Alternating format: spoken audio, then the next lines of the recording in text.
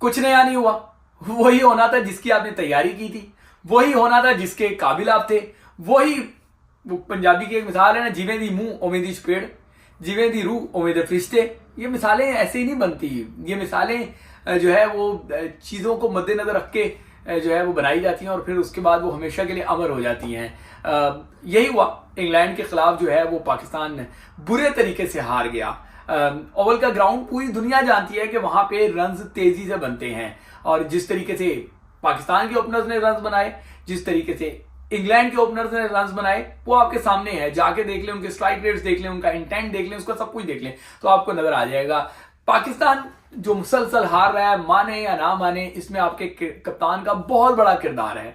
कप्तान जो है वो मुसलसल अपनी मनमानियां कर रहे हैं। जब टॉस का सिक्का उछला तभी पता चल गया था कि कप्तान जो है उसने फिर अपनी मनमानी कर ली और अपने वजीर को खिला दिया, अपने वजीर शादाब खान को खिला दिया। और वो शादाब खान, मैं लंबी बात नहीं कर रहा कि आखिरी जो है वो 15 मैचेस में उन्होंने कितने आउट किए, कितने रन उन्होंने बनाए, आखिरी 10 मैचेस की भी बात नहीं कर रहा। मैं अभी रिसेंट की बात कर लेता हूं कि ये आयरलैंड से लेकर इंग्लैंड तक वो 3 मैचेस खेले। इन 3 मैचेस में 129 रन देके और जो है उन्होंने कितनी विकेटें हासिल कर ली, जाके जरा देख लें, आपको पता चल जाएगा। और 2 अंडे उनके, बड़ा बैटिंग ऑलराउंडर उनको बनाया हुआ आप लोगों ने। और उन्होंने क्या किया, आगे से स्कोर कितने किए, सिर्फ 3 मैचेस में 3 रन बनाए हैं और 129 रन दिए हैं। और विकेट जाके देख लें, आपको खुद ही शर्मिंदगी होगी जो उसके सपोर्टर्स हैं। तो आज भी उन्होंने यही किया, इब्रार अहमद को बाहर बिठा दिया। आखिरी मैच का जो आपका जो है वो एक फर्क साबित हो रहा था, इमाद वसीम उनको भी बाहर रखा आज। और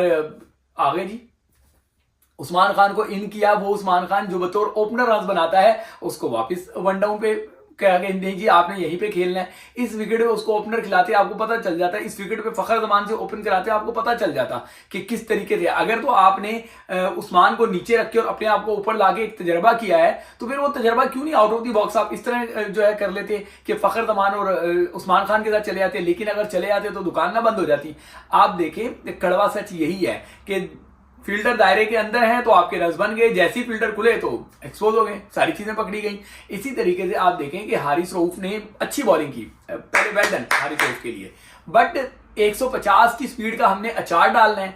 ऐसे मैचेस पे जब आप देख रहे हैं कि उनके बॉलर को देखें ना, उनका जो सीमर है वो भी कहां पे जो है ना बॉल करा रहा था, तो आप अपने 150 वाले को नया बॉल पकड़ाते, उसको कहते चल भाई आजा जरा करके दिखा। लेकिन नहीं जी, नहीं किया आपने, नहीं किया तो फिर देख लें जो 3 विकेटें मिली हैं वो भी देख लें कि किस तरीके से मिली हैं। तो अगर हारिस रऊफ के 150 से ऊपर बॉल करा लेते तो क्या हो जाता। अब बहुत सारे लोग नसीम शाह पे राशिद पानी लेके चढ़ दौड़े हैं।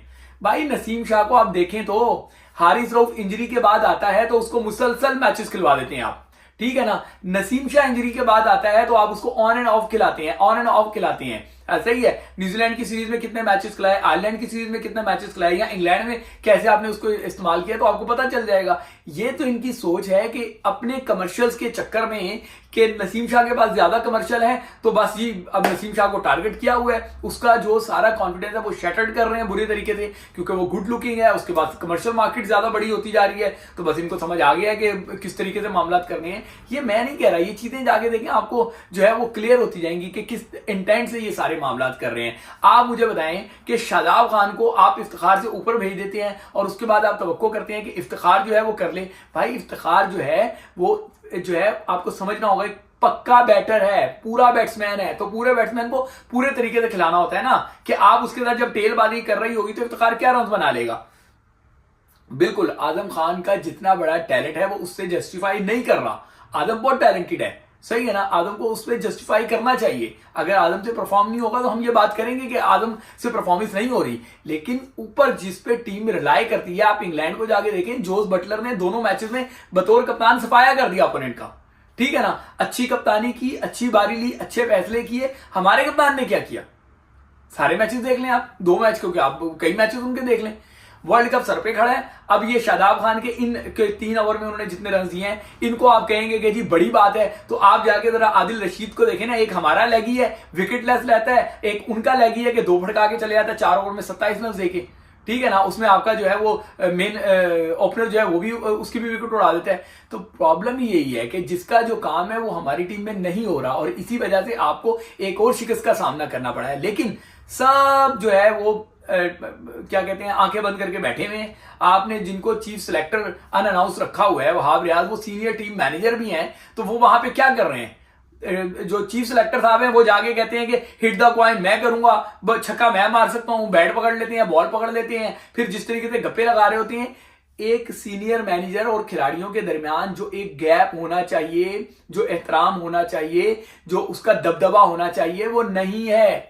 भाई इतना कंफर्ट ना करें कि लड़के आपको हल्का लेने लग जाएं। और पाकिस्तान क्रिकेट का बेड़ा गर्क इसीलिए हो रहा है कि जो एक वो है ना पावर का हब, उसने सबको बड़ा हल्का लिया हुआ है। वो किसी चीफ सिलेक्टर को, वो किसी हेड कोच को, वो किसी सपोर्टिंग स्टाफ को, किसी को कुछ नहीं समझता। और आपके ये जो सपोर्टिंग स्टाफ में असिस्टेंट कोच हैं, अंदाजा लगाएं ये परफॉर्मर्स की किस तरह इज्जत करते हैं। एक परफॉर्मर से बात करते हुए अदर महमूद साहब फरमा रहे हैं, मेरे जराए ने बताया कि अदर महमूद साहब फरमा रहे हैं उसको, यार गुलाम अली जो थे वो भी बड़े रन बनाते थे पाकिस्तान में, लेकिन उनको पाकिस्तान के मैचेस थोड़ी मिलते थे। तो अगर आपने परफॉर्म कर लिया, आपको मैचेस नहीं मिल गए तो क्या हो गया? ये तो ज़हनियत है। इस ज़हनियत के साथ आप समझते हैं कि पाकिस्तान क्रिकेट जो है वो तरक्की करेगी।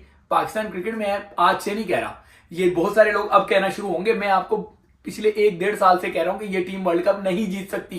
फिर कह रहा हूं कि ये टीम वर्ल्ड कप में तीसरे राउंड पे चले जाए तो आप लुडियां डालना, आप भंगड़े डालना, आप मिठाइयां बांटना, आप सब कुछ करना, क्योंकि इस टीम में इतने ज्यादा कैपेबल नहीं है ये टीम के ये जाके आपको जो है ना वर्ल्ड कप जितवा देगी।